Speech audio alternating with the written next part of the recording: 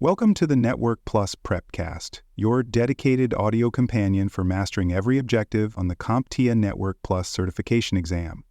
This series is produced by baremetalcyber.com. Wireless networking has become a core part of both enterprise infrastructure and home connectivity. In episode 115, titled 802.11 Wireless Standards, From A to AX, we explore how wireless standards define the behavior, performance, and compatibility of wireless networks. These standards are not just background information, they directly shape how fast and how reliably data moves through the air. Whether setting up a Wi-Fi network or troubleshooting a performance issue, understanding the differences between these standards is critical. On the certification exam, questions frequently touch on which standards offer which capabilities, making this topic both practically and academically essential. The family of wireless standards under the 802.11 umbrella has evolved steadily over time, and each generation introduces improvements in range, speed, or efficiency.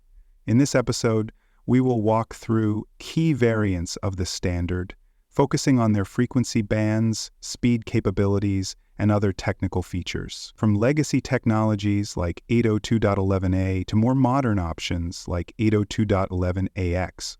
Also known as Wi-Fi 6, each amendment provides valuable insight into how wireless networking has developed. This knowledge is tested on the exam and helps network professionals make sound design decisions in real-world deployments. 802.11 is a set of standards defined by the Institute of Electrical and Electronics Engineers. These standards outline how wireless local area networks operate, specifying functions across both Layer 1, the physical layer, and Layer 2, the data link layer. Over time, the base standard has been extended through various amendments, each designed to improve aspects such as bandwidth, reliability, or channel use. Collectively, these amendments make up the wireless landscape in today's networks. The exam may reference 802.11 generically, but it often drills down into specific versions to test your comparative knowledge. 802.11a was one of the first widely adopted amendments. It operates in the 5 GHz band and supports theoretical speeds of up to 54 megabits per second. The higher frequency allowed for reduced interference compared to the 2.4 GHz band, but came at the cost of reduced range and penetration through obstacles. While it is largely obsolete today, it remains a foundational topic on the exam. Understanding its frequency, speed, and limitations can help differentiate it from later standards that use similar frequencies but offer vastly better performance. 802.11b was another early standard released shortly after 802.11a. Unlike its sibling, it operates in the 2.4 GHz band and supports lower speeds, topping out at 11 megabits per second. Despite the slower speed, its ability to travel longer distances and penetrate walls made it popular in home and business environments during its time. However, the 2.4 GHz band is prone to interference from other devices, including microwaves and cordless phones. This standard is mostly phased out, but is often referenced on the exam for its historical significance and contrast with newer technologies.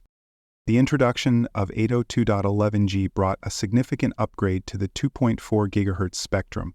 Like 802.11a, it offered speeds of up to 54 megabits per second, but it maintained backward compatibility with 802.11b.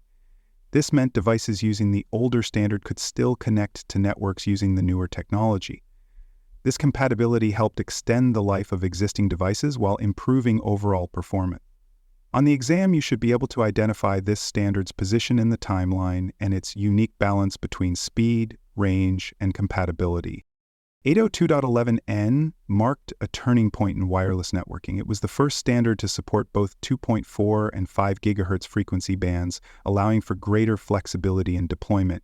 It also introduced MIMO, multiple input, multiple output technology, which uses multiple antennas to increase throughput and reliability. With speeds reaching up to 600 megabits per second, this standard represented a significant performance leap. The exam frequently tests your knowledge of MIMO and the dual-band capabilities introduced with this version. Following that, 802.11ac built on the progress of 802.11n but focused solely on the 5 GHz band.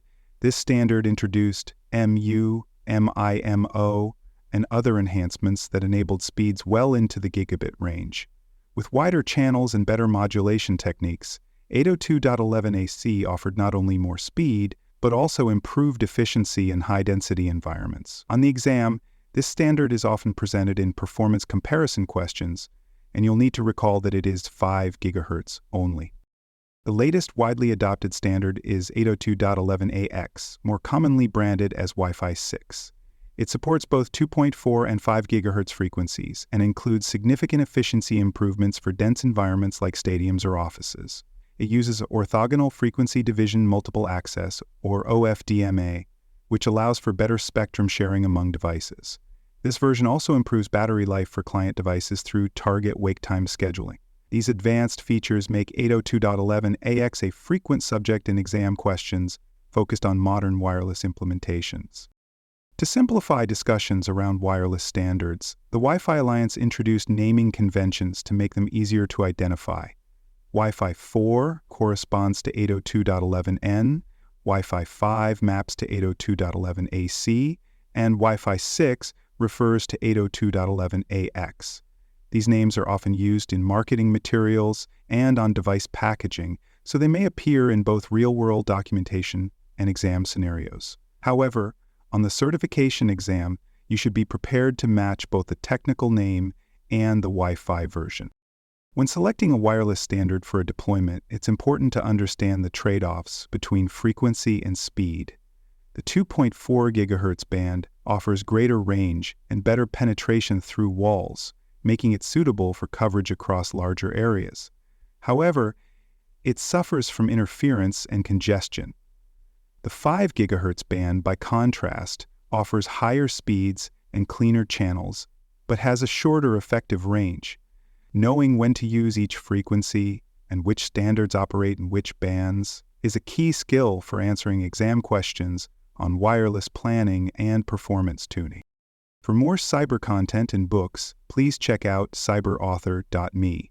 Also, there are other podcasts on cybersecurity and more at baremetalcyber.com. Wireless performance is also influenced by channel widths and the modulation methods used within each standard. Wider channels allow for higher throughput by transmitting more data simultaneously. For example, 802.11n introduced channel widths of 40 MHz, while 802.11ac expanded that to include 80 and even 160 MHz channels in some cases. These broader channels offer greater bandwidth but can suffer from increased interference. In terms of modulation, modern standards like 802.11n and AC use orthogonal frequency division multiplexing, or OFDM, which divides the signal across multiple subcarriers for better efficiency and resistance to interference. Backward compatibility is a key feature that affects the operation of mixed wireless environments. Most access points can support multiple generations of wireless clients simultaneously, but this flexibility comes with trade-offs.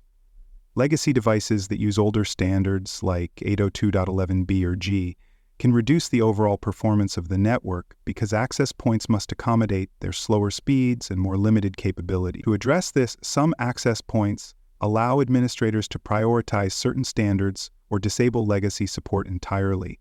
The exam may include scenarios where you must choose the best configuration to balance compatibility and performance.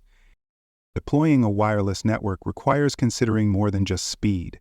The physical environment plays a major role in determining which standard is most appropriate. For example, in a large warehouse with thick walls, 2.4 GHz may be favored for its better range and penetration, while in an open office with many users, 5 GHz may be more effective due to lower interference and higher capacity. Client device support is also essential. There's no benefit in deploying Wi-Fi 6 access points if your client devices only support Wi-Fi 4. On the exam, expect to evaluate deployment decisions based on environmental and client factors. Wireless standards are also affected by regional and regulatory requirements. Different countries have different rules about which frequency bands can be used and what power levels are allowed. Some channels available in the United States, for example, may not be available in Europe or Asia. Wireless devices and access points must comply with these local regulations to avoid interference with other services or legal penalties. The exam may include questions about regulatory domains or ask you to identify why a particular channel is not functioning in a given country. To prepare for the exam, it's important to commit to memory the characteristics of each wireless standard. You should know which frequency bands are supported by 802.11a, B, G, N, A, C, and AX. Also remember the relative speed capabilities, with older standards offering lower throughput and newer ones enabling gigabit-level speeds. Additional features like MIMO and MU-MIMO dual-band support and OFDM-A should also be clearly understood. Comparison charts or flashcards can be useful for this, but always tie the features back to real-world implications. Older standards, especially those using the 2.4 GHz band, are more susceptible to interference. Devices like microwave ovens, Bluetooth headsets, and cordless phones can disrupt communications on this frequency. As a result, throughput can decrease, latency can increase, and connections may drop altogether. Modern standards offer features to mitigate interference, but in mixed networks, the presence of legacy clients can still impact overall performance. On the exam, you may encounter troubleshooting questions where degraded wireless performance is traced back to interference in the 2.4 GHz band.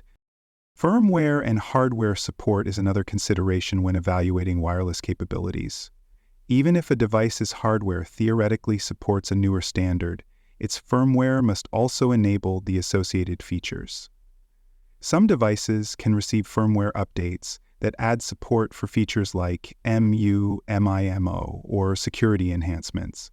However, older access points may lack the processing power or memory to support the demands of Wi-Fi 6. On the exam, understanding this relationship between hardware, firmware, and supported standards can help you choose the right upgrade path or troubleshoot feature availability. The evolution of 802.11 standards shows a steady shift toward higher performance, better efficiency, and improved support for multi-burster environments. Earlier versions focused on increasing speed, while later amendments, especially 802.11 AC and AX, focused on serving many clients at once with technologies like MU-M, IMO, and OFDM-A. There's also a notable trend toward exclusive use of the 5 GHz band for performance, though 2.4 GHz remains important for coverage. On the exam, recognizing these trends helps in answering scenario-based questions about design and optimization. To close out episode 115, remember that understanding 802.11 standards is essential for anyone working with wireless networking. Each standard from A to B, G, N, A, C, and AX brings a different set of capabilities that impact range, speed, compatibility, and deployment strategy. Knowing how to match wireless technologies to specific environments and devices is key for passing the certification exam and for making informed decisions in the field. Whether it's selecting the right access point or troubleshooting a coverage issue, this foundational knowledge empowers more effective wireless network design and management. Thank you for listening to this episode of the Network Plus Prepcast, your trusted audio guide to the CompTIA Network Plus certification. This episode was produced by baremetalcyber.com. For more cybersecurity podcasts, books, and resources, visit baremetalcyber.com. Thanks for joining us for this episode of the Bare Metal Cybersecurity Plus podcast. For more episodes, tools, and study support, visit us at baremetalcyber.com. And before you take the test, make sure to check out the practice questions in the book Achieve CompTIA Security Plus SY0-701 Exam Success by Dr. Jason Edwards. They cover every domain and are a powerful way to lock in your knowledge.